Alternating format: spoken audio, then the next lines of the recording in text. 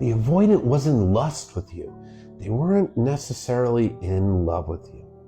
If you've been discarded by your dismissive avoidant ex, and they gave you some lame excuse along the lines of, the spark is just gone and I don't know why.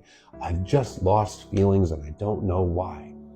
Rest assured, they were most likely in lust with you. This is a person that was on the receiving end of profound, consistent childhood emotional neglect.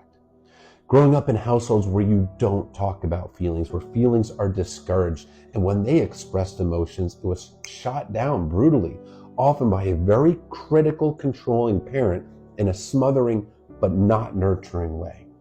So they developed this deep wound of shame. Shame is this, I'm defective, I'm not lovable wound. And they also learned that vulnerability equals rejection.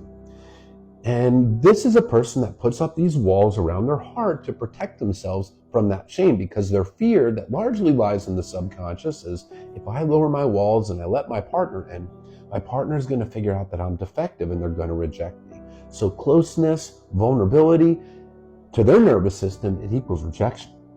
And they learned it wasn't safe to express themselves, and healthy love was never modeled to them. So most unhealed, severe dismissive avoidants do not know the difference between infatuation and love. Early in the relationship, it's the shared fantasy.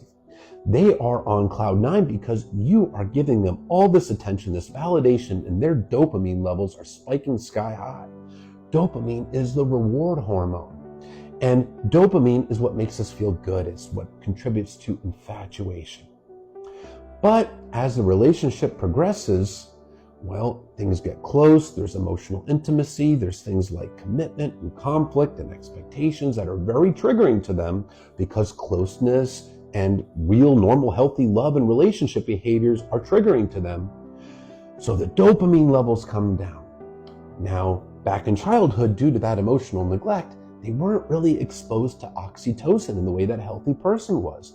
Oxytocin is the bonding hormone. So until they do the work, and they can grow the capacity, but until they do the work, they have a very limited oxytocin bonding capacity. So the dopamine's coming down, and there really isn't much oxytocin there to take over.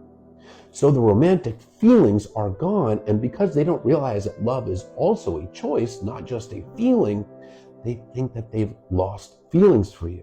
But all it ever really was lust. It was infatuation. It was not actual deep love. But the problem is they don't know the difference.